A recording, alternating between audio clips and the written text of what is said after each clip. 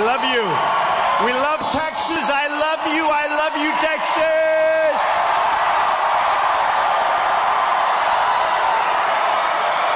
Man. Thank you. Wow. Thank you, everybody. Somebody asked me, how do you think you're going to do in Texas? I think we're going to do very well in Texas. We're going to do very well.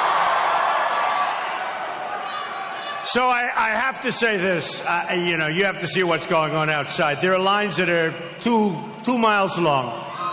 I don't know, and I'm not just saying this. Even the press, for the first time, and they've seen 35,000 crowds with me, but I think they're even impressed. And to be honest with you, I mean, we're just coming in, and you're talking about miles and miles of people, and I wish the fire department, and they're great, they were wonderful, but they broke the all-time record for this building by far.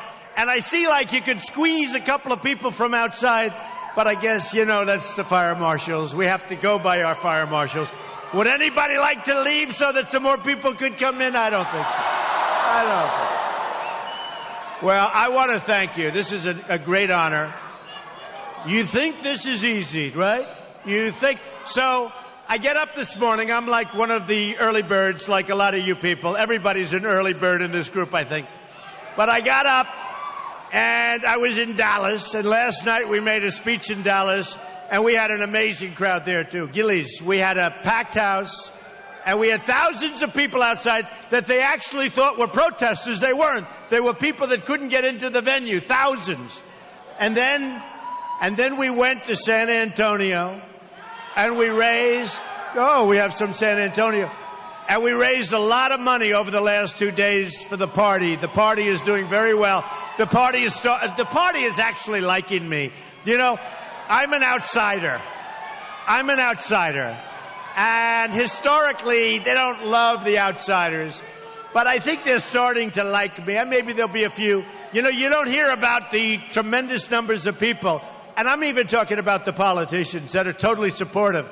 If one person raises a little question, it's like, oh, did you hear? Let me tell you, folks, we have tremendous support, tremendous. But the biggest support of all by far, right here. I'm the messenger. Right here. Right here.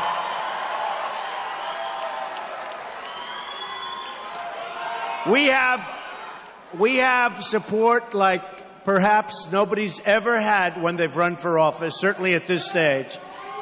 I don't think anybody's ever seen anything like this. Some of the pundits that hate me, they hate me with a passion. Which is great. I mean, I love that. Oh, I love that. Look at that. Mexicans for Trump. Mexicans for Trump. I love it. I love it. I love that. Thank you. Thank you. That's cool, man. And you know why it's Mexicans for Trump? Because I'm going to bring jobs back into our country, folks. I'm going to bring jobs back into our country. And Hillary doesn't have a clue. She doesn't know about jobs. Remember this. Remember this. Her husband signed NAFTA. True. Maybe the worst economic development transaction ever signed in the history of our country. It cleaned out our manufacturing. I mean, I just won so many states, and I got to see these states. I went all over the different states in Pennsylvania, New York, all over the place. And I got to see what NAFTA, the havoc that it wreaked. And it's taken our jobs just like we're a bunch of babies, and moved them to other places. Honestly, moved them all over Mexico. We have states where they say, I have statisticians, right? The world's most boring job, but yeah, we got to do it. Somebody's got to do it. And I'd get numbers where certain states lost 50 and 60% of their manufacturing jobs. And you'd go upstate, like upstate New York, and you see empty factories, empty buildings that you could buy for nothing, buildings that have been abandoned where they left.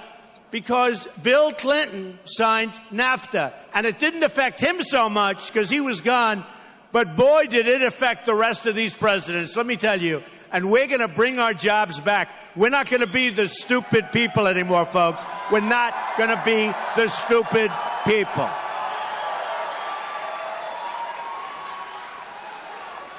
So what we have, and we'll build the wall. He says build the wall. We're going to build the wall. We have to. We have to. We have to.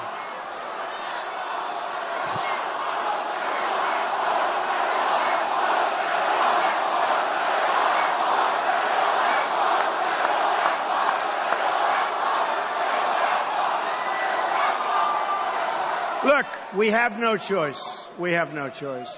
So I just got, 3 weeks ago, I got the endorsement of 16,500 Border Patrol agents, right? 16,000. It's the first time they've ever endorsed a presidential candidate, okay? And they're great people. And by the way, their job is much easier now. Stand back. Don't talk. Don't do this. Stand back. Much easier job. They want to do their job. They see what's happening to our country. They love our country. They want to do the job. They're not allowed to do their job. So here's what's going to happen. And I asked them, such incredible people. I asked them, I said, just, I got to be 100% sure. Do we need the wall? Well, you said yes, but they said yes also. I don't know what I would have done. Supposing they said no, I'd say, really? What am I going to do here? But I said, do we need? And they said, Mr. Trump, it is such an unbelievably important weapon for drugs pouring through. I mean, we have drugs pouring into our country. When I won New Hampshire, I love New Hampshire, my first victory. We won 37, I think, I have to say I think, because if it's like 36 or 35, even if it's 38 or 39, they'll correct me. But we won New Hampshire, and when I say we really won it. We won it. This is all about we. This is about we. We. I'll tell you, folks, I didn't have to do this. I didn't have to do this. This is, I love it. I love it. I love it.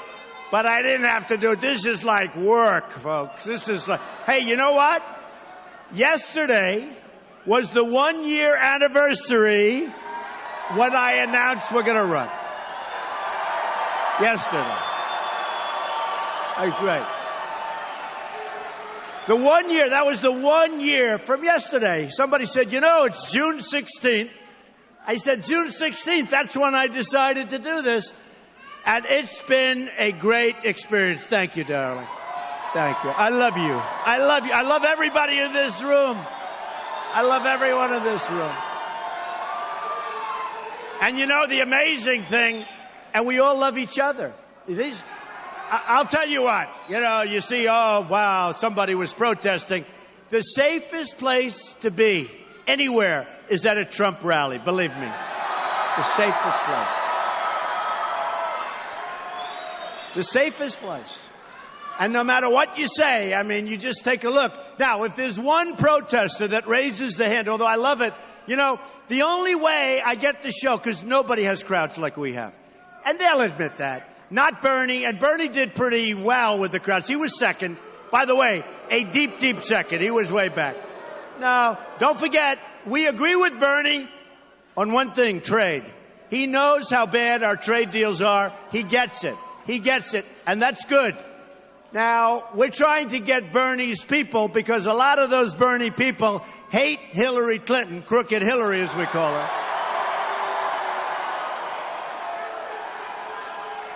And of course, Bernie hates Hillary Clinton. We know that, that's for sure. One thing you gotta say, he doesn't give up. She's going, is he still here? Is he still here? Who would have thought that I was going to win, 8 weeks ago? It was supposed to be the opposite way. And here we have it from 8 weeks ago, and she's still out there trying to say, can we get rid of Bernie? Is there any way? And just like she can't close that deal, folks, she won't be able to make trade deals. She won't be able to take care of our military. Everybody's going to be ripping us off as a country, okay? The same exact way and the same way that you're looking at it. So look, here's what we have to do. When I came down, thank you. When I came down, and I actually said, oh, I thought it was a protester. I said, friend or foe? And it was friend, and I was disappointed. Because if it's friend, the cameras will never go there. So that's no good. Thank you. That's called an enthusiastic friend. But just so you understand, we've had things happen to our country. I mean, World Trade Center. If you look at what happened in California recently, San Bernardino, you look at that. It's a radicalization like nobody's ever seen before. It's a radicalization. It's a hatred. It's a hatred. It's a deep-seated hatred. And President Obama is trying to make terrorism into guns. And it's not guns, folks. It is not guns. It is not guns. This is terrorism. And by the way, the NRA came out, National Rifle, I tell you what, they came out very strongly, probably the earliest they've ever done it. So the National Rifle Association endorsed Trump, and those people are fantastic people. You know, they take a lot of heat. They love this country. They love what it represents. They're protecting your Second Amendment, and nobody will protect your Second Amendment like Donald John Trump. Nobody. Nobody. Nobody.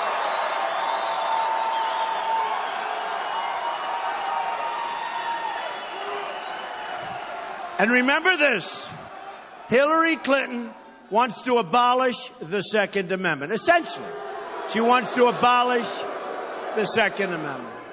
She wants to take your guns away, and you see things like we saw over the weekend. Remember this, if you had some of those incredible young people that were so brutally killed over the weekend, or people in Paris, where you have the toughest gun laws in the world, in Paris and France. In Paris, you have the toughest gun laws in the world, 130 killed, wounded, still in the hospital, devastated, they'll never be the same, just horribly wounded. Same thing in San Bernardino. Same thing in our military base, where we had 5 unbelievable soldiers. One of them was a world-class marksman. It was a gun-free zone. You know, a gun-free zone oftentimes means carnage, because let's call them the enemy, which is what they are, and we should declare war on ISIS. We should declare war on ISIS.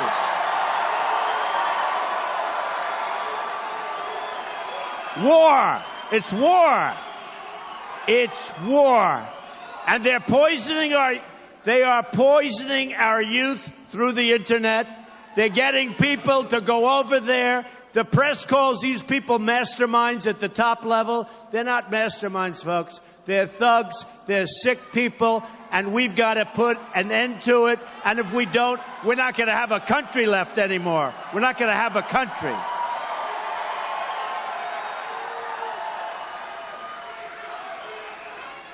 So we're going to get very tough. Our military is depleted, badly depleted. You see that.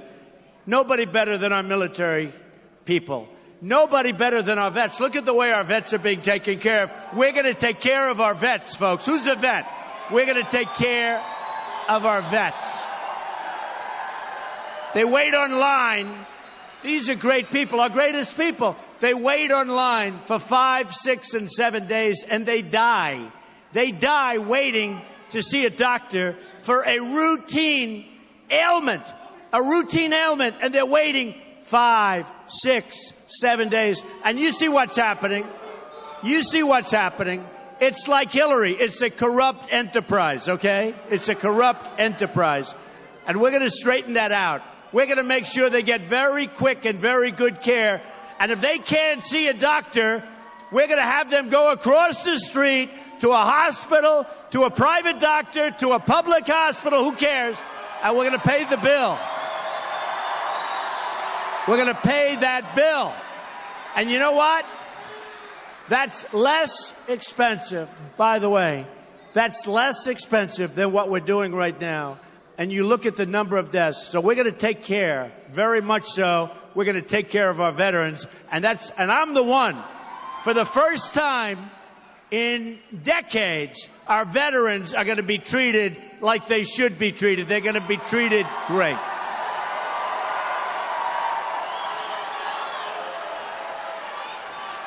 Wow. My friends. So I have in the front row, and I just see some of the greatest people. These are people who lost loved ones. These are my friends. And they called me right after my announcement, and they said, "Thank you, Mr. Trump." Nobody else has thought of them. These are people that lost loved ones to people that should not have been in the country. And I want to just thank you all. You're sweethearts. Thank you, darling. Thank you.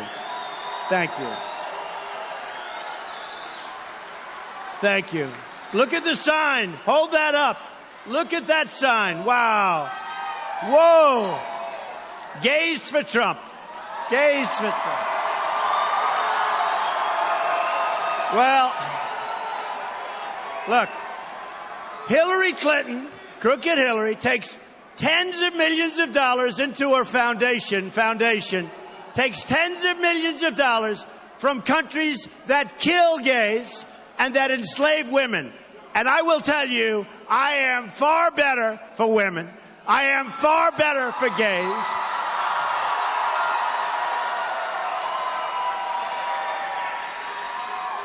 And now she wants people from these countries to come into the United States, and I was saying at a 500% greater clip than Obama, and the press said I was wrong. Guess what? It was 550%. It was more. 550% more than Obama coming in, and many of these countries, they want to kill gays and they enslave women, and Hillary Clinton wants them pouring in. You tell me, who's better for gays? Who is better? Tell me, who is better for women? Who is better for women?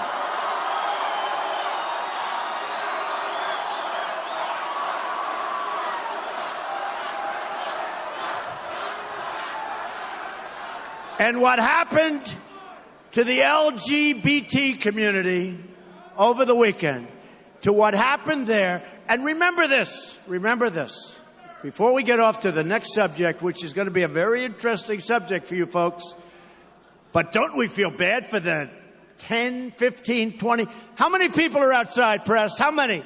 Is it 10,000 or 20,000? Because I'll tell you what, I think it's closer to 20. Anyway. If we had people where the bullets were going in the opposite direction, right smack between the eyes of this maniac,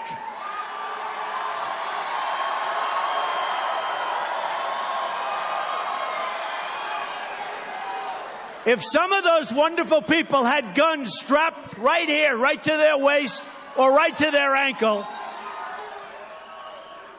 and this son of a bitch comes out and starts shooting,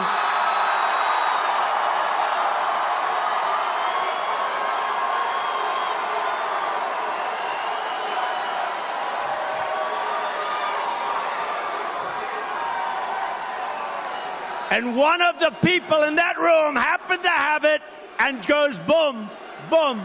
You know what? That would have been a beautiful, beautiful sight, folks. That would have been a beautiful, beautiful sight.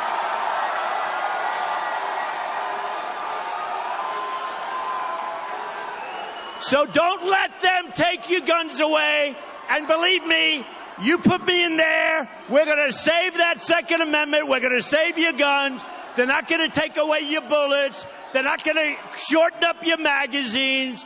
They're not going to do anything. We're going to preserve it and we're going to cherish it. And that's what we have to do.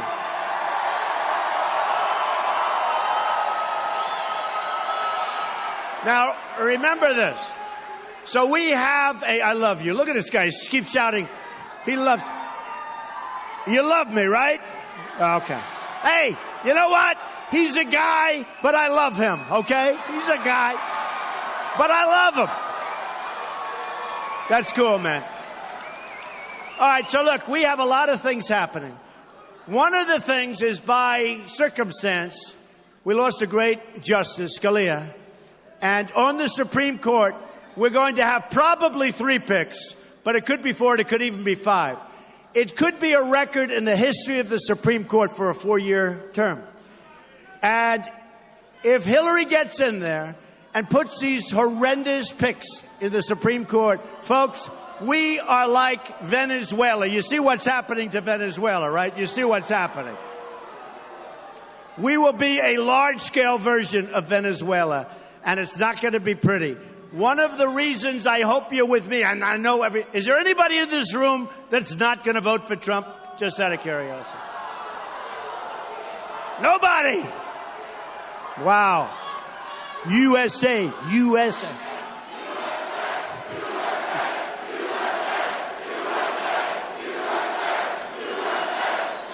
Amazing. Amazing. Okay, so, ready? So, one of the most, look, defense is always the most important, right? You know, defense is always. But I will pick great, smart, brilliant, conservative, intellects, great judges. And what I've done is we went to the Federalist Society, where they really, and also with the auspices of Heritage, which is a great group. And we picked 11 judges. We're going to probably put 3 or 4 more on there. But we picked 11 great, great judges. And I said, from this group or very similar to this group, we are going to pick judges for the United States Supreme Court. And you're going to be proud of those judges, and they're going to be terrific. Hopefully very much in the mold of Judge Scalia. That's what we want to do, okay? So I just think it's so important. The defense of our country, we have to build up our military, we have to take care of our vets, we have to do all these things. But we have to pick great justices for the Supreme Court, and if we don't, we're not going to have a country anymore. We're not going to have a country. So it's so important. And a lot of people forget. They say, oh, well, this and that. It's so important. One of the most important things. Okay, so, ready? We need borders, right? We need borders. We need borders. And he was saying just a little while ago, the wall. And we're going to have the wall. And we're going to have a wall. It's going to be such a beautiful wall. It's going to be so big. It's going to be so powerful. It's going to be as beautiful as a wall can be. I've got to make it beautiful. Because maybe someday they'll name the wall the Trump wall. Who the hell knows? Who the hell knows?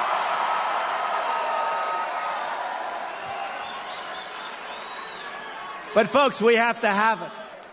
And the Border Patrol said, Mr. Trump, you need it. Look, here's the story.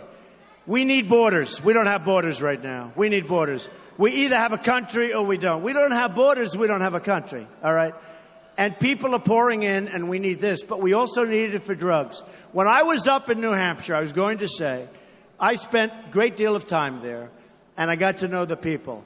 And it's a beautiful state, incredible. The beautiful lakes and rivers and roadways and the trees and everything. And I'd sit with a group and I'd say, what's the big problem in New Hampshire? They said heroin. I said, heroin? It doesn't work. I mean, it doesn't fit with everything, the beauty. And it turned out to be a massive, massive, massive problem for New Hampshire. And then I went to South Carolina. I went to Massachusetts. I went all over the place. No matter where I went, heroin and drugs that pour across the southern border. And I said to the people of New Hampshire, my first victory, I love them. I love them. I said to the people of New Hampshire, look, if I get elected, we're going to solve your problem. We're going to try and get your youth. And it's not only youth, it's beyond youth. But we're going to try and get people, help them. We're going to help them. We got to make them better. We got to get them off it. It's not easy. We're going to work like hell to get them off this horrible stuff that's flowing in. And it's cheaper than candy. It's cheaper than candy because there's so much of it. It pours in because our leadership, our president, doesn't have a damn clue what the hell he's doing. And our youth are being poisoned. They're being poisoned. And the wall will be done. And, you know, interestingly, when I was talking to certain politicians, they said, you don't really build a wall. I mean, you can't really build a wall. Well, we have 2,000 miles. We actually need 1,000, even less than that, because we have a lot of natural barriers, right? Big, strong, wonderful natural barriers. So we need 1,000 miles. The Great Wall of China is 13,000 miles long, and it was built 2,000 years ago, folks. 2,000 years ago. And they didn't have Caterpillar tractors, just so you understand. You know, to the best of my knowledge, they didn't have, and we will not use Komatsu. We will use Caterpillar, okay? We will use Caterpillar. We're not using Komatsu. You know, I used to tell the story, and I could see what was happening. I don't know if you saw, 2 days ago it was announced that our trade deficit, is the largest it's been in 7 years, okay? Now think of that. How sad. And here I am for years saying our trade.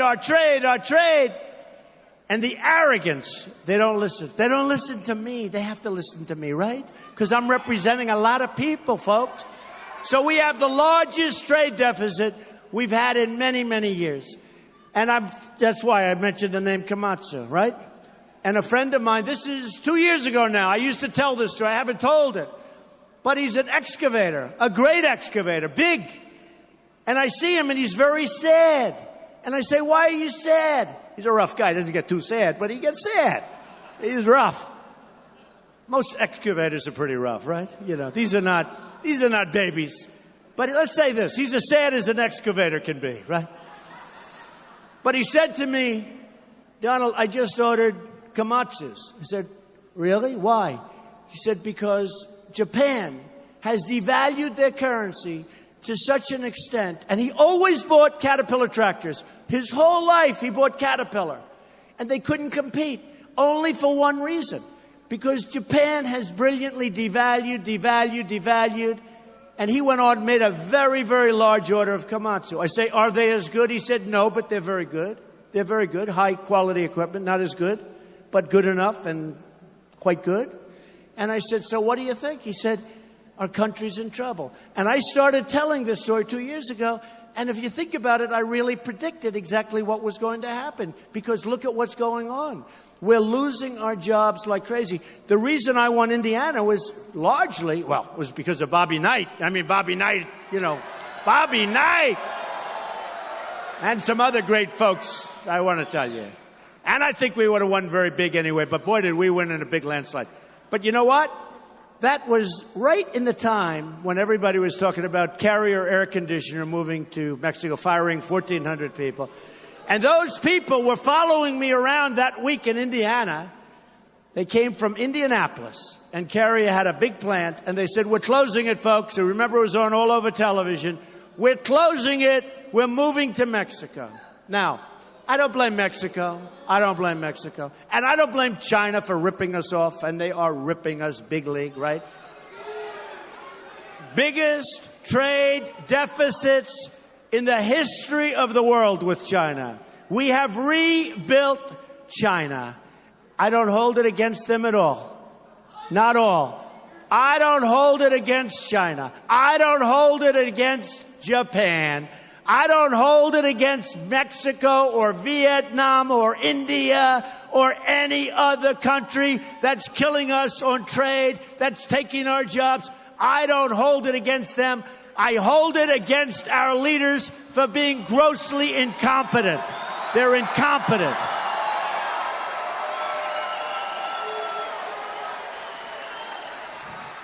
And when they want to take our companies out of our country, there's going to be a price to be paid. There's going to be consequences. No more, folks.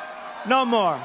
No more. No more empty factories that sit there and rot like all over Pennsylvania, all over New York State, all over Maryland. I'm looking at these places.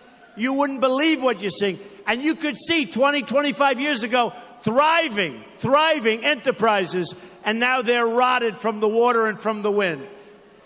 So we're going to do things, folks, and we're going to be the smart people again. You know, a lot of the Republicans have said to me, and they said, you know, you are not conservative. And the reason I imitate somebody, he said, you are not a conservative because you don't believe in free trade. Okay. Who cares? Let me tell you, folks, let me tell you. Number one, I'm a Republican. Number two, I happen to be conservative. But more importantly, I was asked by one of the networks recently, so what is your status? You know, to be a conservative, you're supposed to believe in free trade, goes across the border. But we don't have free trade. People think we do because they're stupid people. We don't have free trade. With China, they dump their product all over the place. They're dumping steels and ruining our steel mills. They're ruining our steel mills. Obama's closing up our coal miners and our mines. So you got miners all over the place. And you know what? I went into West Virginia. We won West Virginia in a landslide. Because the miners know that I'm going to put the miners back to work. We're going to put the steel workers back to work. We're going to put them back to work.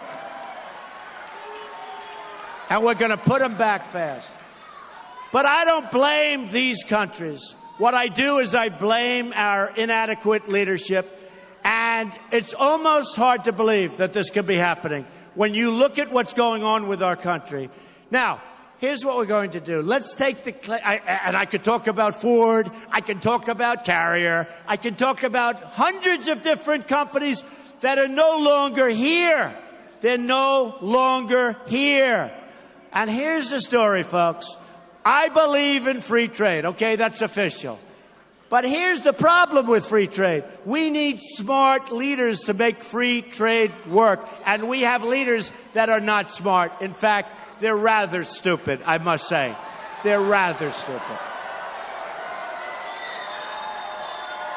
So I was asked on a program the other day, recently, they said, do you believe in free trade? I said, yeah, I do. Do you believe in fair trade? Yeah, I do. I believe in trade. Well, what kind of trade do you like the best? I said, here's my trade. I want to make great deals. That's what it is for the people, for this country. I don't care if it's free trade. I don't care if it's fair. It doesn't make any difference. I want my trade deal. I want to make good deals for you. And I have the greatest negotiators in the world. We have Carl Icahn. I've gotten endorsed by the big business leaders. They love Trump, what can I tell you? But I have such great endorsement. We have the greatest negotiators in the world in our country, and we don't use them to make these deals that are bigger than any company's deals. These are the biggest deals. Deals with China, deals with Japan and Mexico.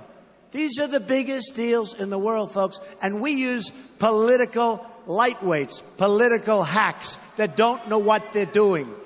And China looks at us and they can't believe how stupid we are. They can't believe they get away with it for years.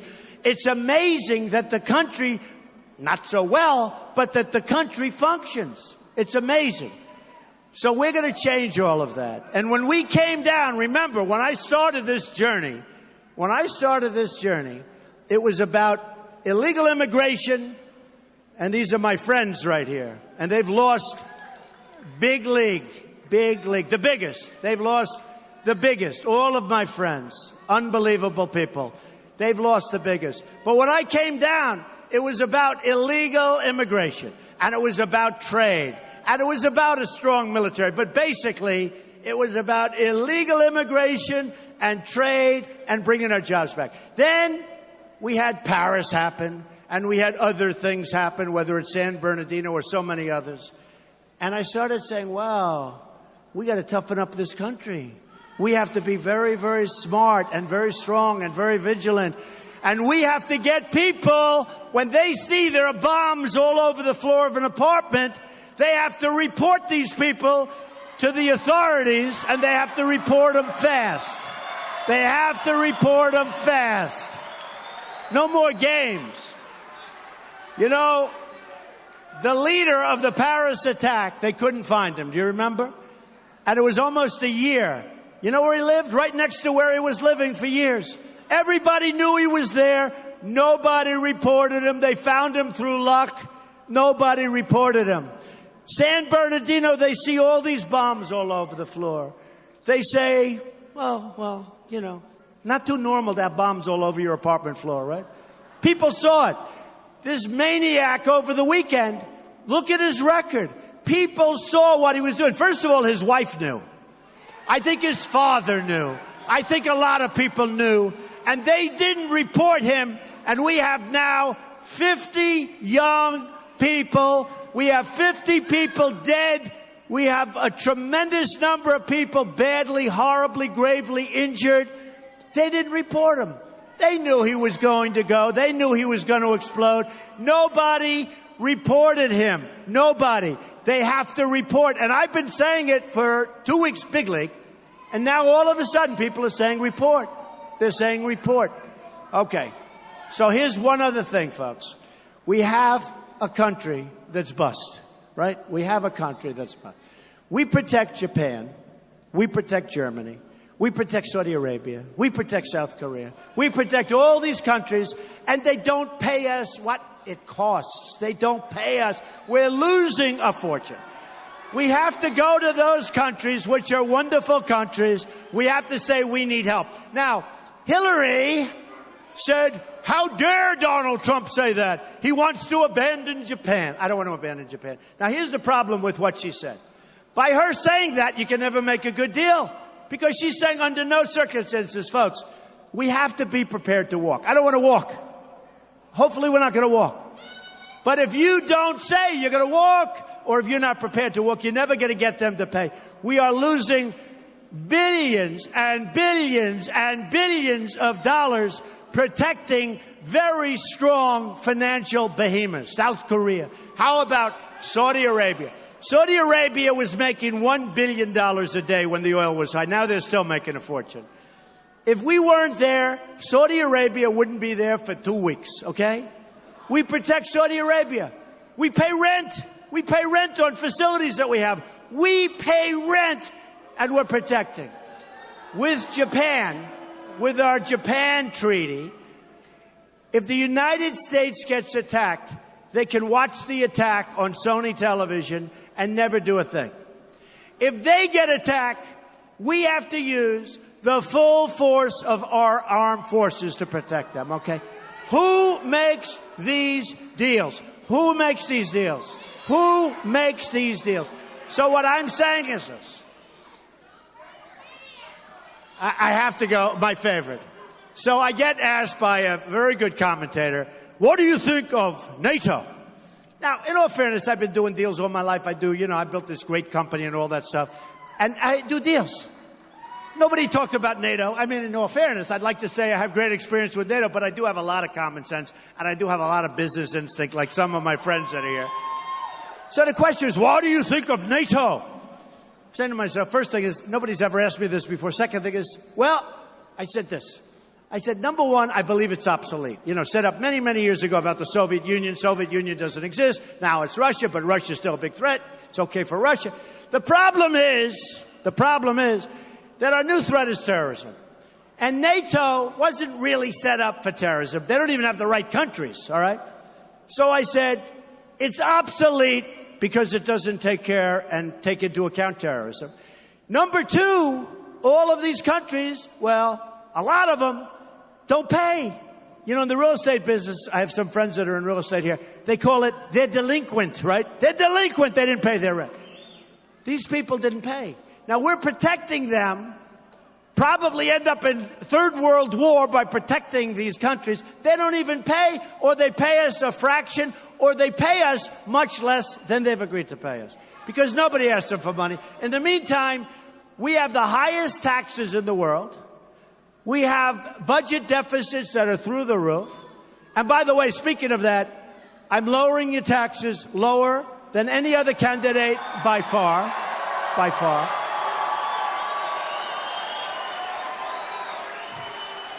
And we're getting rid of these horrible, horrible regulations that are killing people and killing small business. We're getting rid of so many of them. So many of them. So I said, So I said, it's obsolete. They don't take care of terrorism. And they're not paying up. They got to pay up. And it turned out I was right on both counts. But I'll never forget. The first 3 or 4 days, Donald Trump didn't know anything about NATO. I said, why? 3 or 4 days later, all of a sudden, people that studied it very closely, that never study anything else, so like they have blinders on, right? They can't see the forest for the trees, right? You know the expression. They can't see the forest for the trees. All of a sudden, 3 or 4 days later, people are saying, he's brilliant. He's right. He's brilliant. Like Putin. Putin called me brilliant. I like it. They want me to disavow. Putin said Donald Trump is brilliant. Essentially, he'll be the next leader. But Donald Trump is brilliant. And the people I was debating against, they said, we would like you to disavow that statement. I said, you think I'm going to disavow that statement? Are you crazy? So, with NATO. So, I went 3 days, and the press was just absolutely brutal, like I didn't know what the hell I'm talking about. Give me a break. Then 3 or 4 days later, the experts are starting to say, you know, Trump is sort of right. It's obsolete. These are people that study it 8 hours a day. They study it. And they're saying, you know, Trump could be right. And he's right also. They're not paying up. They're not paying up. They owe us a lot of money, many of these countries. Okay. Now, here's what happens. About 7 days ago, front page of the Wall Street Journal. Big, big story. NATO to set up major terrorism unit. General so-and-so to be the head of it. I said, that's what I said. Now, they don't give me credit for that. You know, they had a little sentence, like a little 1/3 sentence. Donald Trump wasn't happy about it. Oh, great. Great. Folks, our country has such incredible potential. We have such incredible potential. There are so many pockets of fat. There are so many pockets of stupidity. We can bring our country back bigger and better and stronger than ever before. I'm telling you.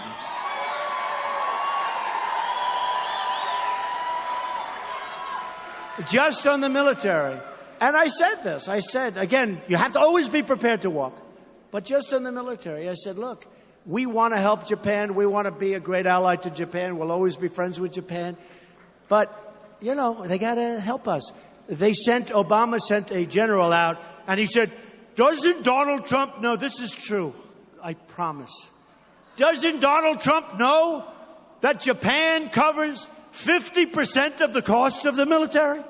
I said, why don't they cover 100% of the cost of the, why? Why?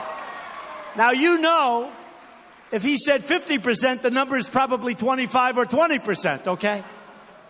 Folks, we're like the country, and so true, that's being led by the dumb people. It's not going to happen anymore, folks. It's America first. It's America first. It's America first. And we're going to get it going, and we're going to get it going like it hasn't been going in many, many years. I really mean it. You know my theme. I see all these hats, Make America Great Again. White, red, camo, black, all of these hats. But we're going to, you know, the theme is Make America Great Again. I honestly believe it will be Make America Great Again, Make America Safe Again, safe.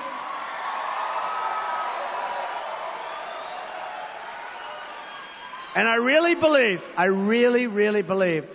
that our country can be greater than ever before. I know the people. These are unbelievable These are unbelievable people. And folks, we don't win anymore, right? We don't win anymore. We don't win. We don't win with anything. We don't win on trade. We don't win with the military. We're going to knock the hell out of ISIS. By the way, we have no choice. We have no choice. We have no choice. But we're going to start winning again. We're going to win so much you people are going to get sick of it. You're going to come up and they're going to call me from Texas. Mr. Trump, sir, you have thousands and thousands of calls from Texas. They're all your friends. They heard you speak one night. Mr. Trump, they're very upset. President Trump, they're very upset.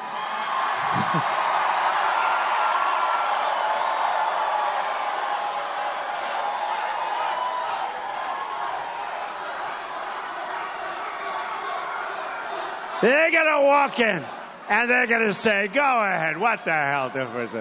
They're going to walk in, they're going to say, President Trump. Thousands and thousands of calls from Texas. They are so upset with you, Mr. President. They can't stand the amount with which you're winning by. Everything is a win. You're winning on trade. You're winning at the border. You're winning with your military. You're winning on health care. We're going to repeal that horrible stuff and replace it. Mr. President, sir, you're winning with Common Core. You're going to end it and bring education local. Mr. President, sir, they can't believe you've saved the Second Amendment 100%. And Mr. President, the people of Texas do not want you to win so much. It's driving them crazy. And I'm going to say, tell the people of Texas that I love them, but we're going to continue to win. We're going to win so much. We're going to make America great again. I love you. Thank you all. I love you. Thank you. Thank you.